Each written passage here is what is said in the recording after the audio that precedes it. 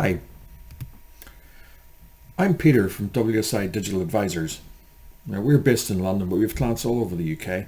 There are three of us here today, and you can find us on stand 175. At WSI, we provide insight, advice and experience. Then we can deliver what you need to connect you with your customers online. We don't have a specific product to sell.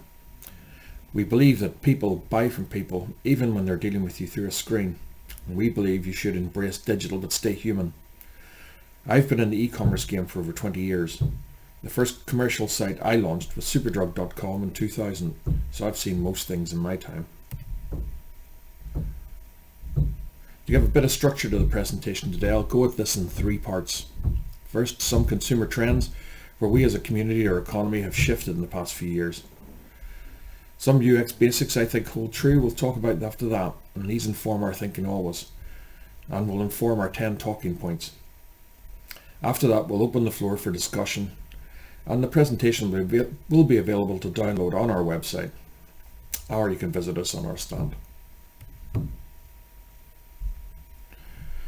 Now, in terms of consumer trends, Google regularly circulate analysis from their own search data, and as a premier partner, we see lots of this stuff from the mothership. One of the recent reports talks about the most significant changes in consumer search trends over the pandemic, which are predicted to stay on in our lives.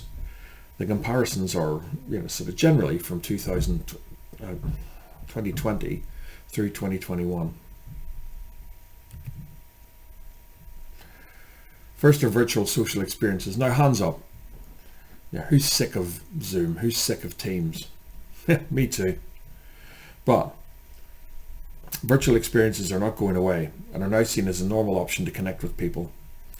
It's obviously not just business. Google reported a huge uplift in searches for online gaming with friends. And anyone with a young adult or teenager in the house will recognize the truth here. Still, it's good to be here in person, isn't it?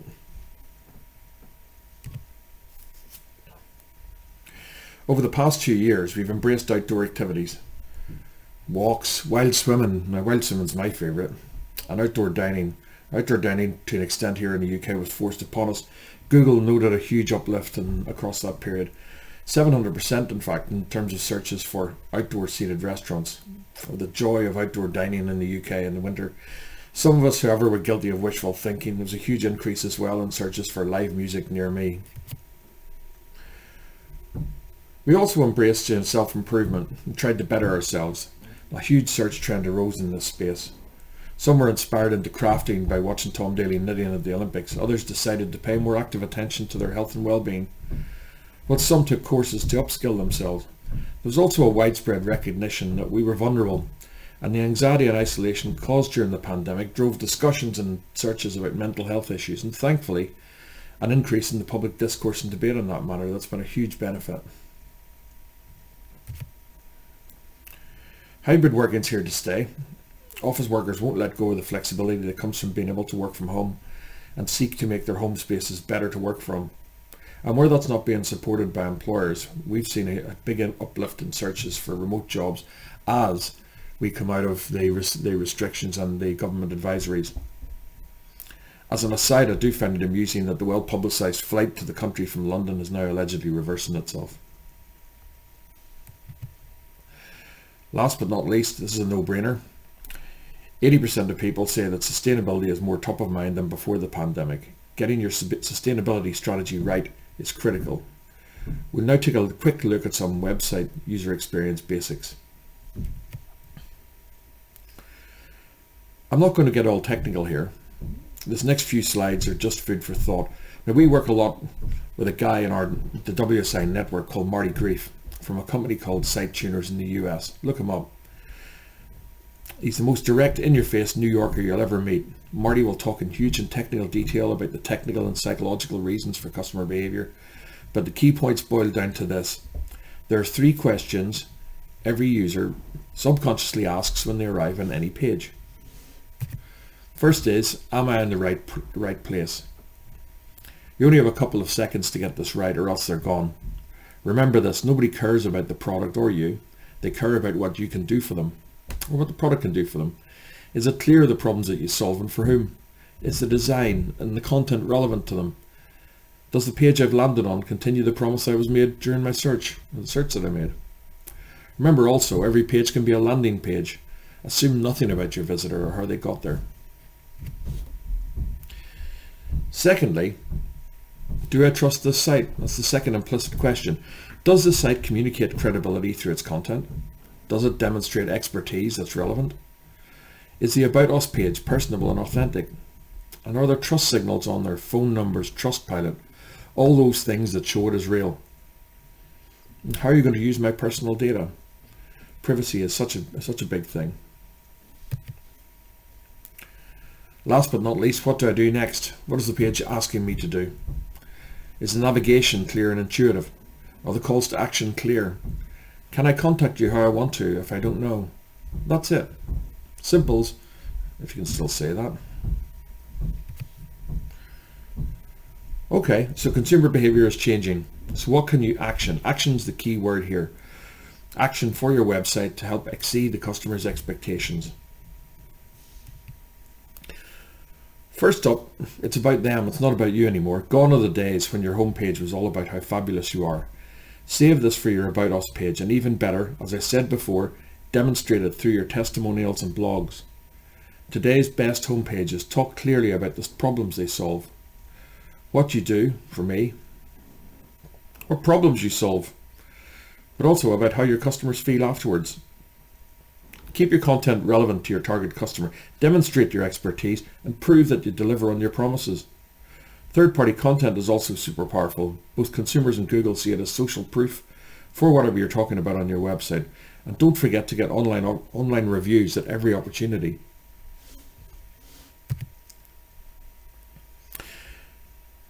Simplicity is a key web design trend for 2022. And when we look at it, we see a lot of minimalism. We see a lot sense of playfulness. There's a lot of oversized type. We see simpler navigation elements. I think this is an Australian architect. I think this is a really cool site, primarily because of the navigation. Go there, try it. Search Monsignor Made, you'll find it. Also cinematic images, big, broad images taking up the whole page. Now, this is a challenge clearly on the phone, but if you try this page again, you'll see how it executes on the phone. It's properly responsive and allows the design elements of the broad cinematic image, the line drawings, which are another theme I'm talking about, and the logo, to work together powerfully in sort of multiple formats. We've also seen a trend for a lot of white space. I love this. It allows pages to breathe. But also, and this page is a good example, use of video is springing up. Not springing up. I think it's an obvious thing. Use of video to explain difficult concepts or processes.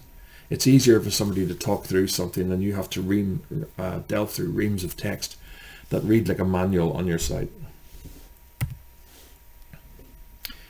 Embracing diversity. I heard a great quote from Lorraine Toole, the CMO at Google, or was the CMO at Google. A single person sees almost 2 million ads per year. That means almost 2 million ways that we as the advertising industry could be helping people see themselves positively and authentically reflected. Now, this isn't about virtue signaling. It's about genuine inclusivity. It's about avoiding alienating anybody. Use of language is very important here. Be aware of the impact of language. Inclusive language is a must on your site. Also, escape the tyranny of design. Make your site usable. Be sure that it meets all the accessibility guidelines. So the WCAG 2.1 Web Content Accessibility Guidelines. Compliance with that is key, because what it allows is site readers to present to people, for instance, with visual difficulties. And read images to them, because images are described to them. Make your text readable and understandable, so don't have grey on grey, for instance, as we say. And last but not least, allow interaction with them without a keyboard. If you don't, you're going to get called out on it. Privacy is a big thing. Consumers are expecting an increasingly personalized experience and will effectively trade their data to get it, but you need to only ask for what you need. If you're given an email address to get it downloaded, you don't need to know my birth date or my address. You must be super careful to reassure the customer about what it's for, how you will use it, and how you will keep it secure. Now, a website without sound is rather like watching a silent movie. The latest trend in video is for short form content, less than a minute long, which is also used in social media. Long form content is very risky, as the customer tends to lose interest and not just leave the video but leave the site. And there's a big health warning on video. Your video content must be done well. Now, that doesn't mean necessarily super slick, but it does mean useful, it does mean informative, and it does mean on brand. Having said that, customer generated video content is super relevant and engaging no matter how shonky and grainy it is. And for a bit more information on this, check out Nikki's latest blog on our website. This is me harking on about service. Now, you might think this has nothing to do with your website, but I shop an awful lot online. And why do I buy from any particular site or brand? Well, great product, yeah, tick. Great pricing, tick. But then for me, the real differentiators are, one, the ease of the buying process. If the brand has put an effort into this, I know they value my business and they're investing in their online presence, and I'll go back again and again. The speed and cost of delivery is a huge differentiator. And returns, making it slick and easy, no quibbles, again huge. The net effect is I'll go back to that site again. There's no real special point here except that best practice is critical to retention. And why is that important? Well, the cost of customer recruitment is your biggest block to profitability online. Every customer retained is more profitable than a new one. Service is what keeps you coming back. That's all really that needs to be said on that point. You do need to optimize your site now for voice search, particularly if you're selling local services. We have in-car microphones, we've got Alexa, we've got Siri, everybody uses voice search. Google tells us now that more than half of searches for local business services are by voice. Now, I don't know whether that's because people are searching what's in their car or whatever. I don't know, the whys and wherefores. But whilst we might be spooked by our devices listening in, is my Alexa listening to me all the time? The sheer convenience of it has increased uptake immensely. So what should you do? Well, simply put, think of the kind of questions a customer might ask if they're trying to find a business like yours, and answer those questions on your site. You, of course, can go way beyond this, but do the basics right first. Next one's super techy. We could talk about Core Web Vitals till the cows come home. This is the one that I asked to be put into this list. Now, I could bang on about the details about this, but it boils down to a simple point. If your site loads slowly or erratically, you'll now be heavily penalized in Google's rankings. This was introduced for mobiles last year, but now is extending to desktop. They, quite rightly, consider the online experience as being a huge factor in whether a site is relevant. So check your speed. You can use free tools like GT Metrics to check this, or you can talk to us afterwards. Think outside the box. What am I talking about here? Well, picture a typical shopping page from a website in your head. You'll see a load of filters down the left-hand side and boxes with images in them and the main body of the page. This is the same whether you're buying books, clothing, groceries. But does it always have to be like this? Zuckerberg doesn't think so, but let's look at it a bit more pragmatically. Now, essentially, people buy from people. I want to just bring up a couple of examples here. Now, bitter experience has taught me that never to do live demos, using conference Wi-Fi. So this is just a picture of the Ralph Lauren, a page from the Ralph Lauren website. Now, you can choose to shop virtually in any of Ralph Lauren's flagship stores in the world. This is the Polo Room in Rodeo Drive in Beverly Hills. You shop by clicking on the white dots. That brings you to a more conventional experience. You walk through the store by clicking on the arrows on the floor. It's a nice experience, and it's a beautiful presentation. Now, I think in terms of sort of a couple of less radical concepts that I'd like to think about, they're worth talking about. First is clienteling. This is one-on-one sessions with sales assistant. Now, Ralph does offer this. In Western markets, this is breaking out like a rash, and certain brands have put it right at the center of their offer, and they're largely apparel brands. Harry Rosen is a great example of this, and though they're a Canadian site, have a look at it just to see best practice. And the other point is live streaming. This has been a huge thing for years in China on Alibaba and Taobao. But we've now got brands like Currys in the UK being super innovative in this space during lockdown. We can also go the full virtual route. This is Tommy Hilfiger's beachwear pool party. Definitely Tommy's never to be outdone. They've gone for a completely virtual store in this case. Now, I like this. I mean, if you actually try it out, play with it, it's great. The built-in video and everything else, it's fabulous. I think in terms of what they're trying to do. But nobody has really got this completely right yet. Now, I remember having endless discussions with retailers, particularly back in the noughties, when I launched it, and I was just after we launched my first commercial site in 2000. I had endless discussions with various retailers saying, why can't we replicate the in-store experience that we've invested heavily in? The answer has always been because the technology doesn't support it fully. You must focus on giving the customer the best online buying experience possible with the technology that you've got, within the budget that you've got as well.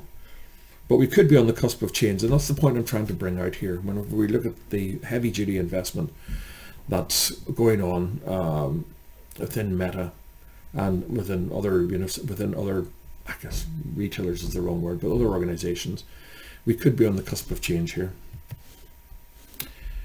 Last but not least, the pursuit of purpose.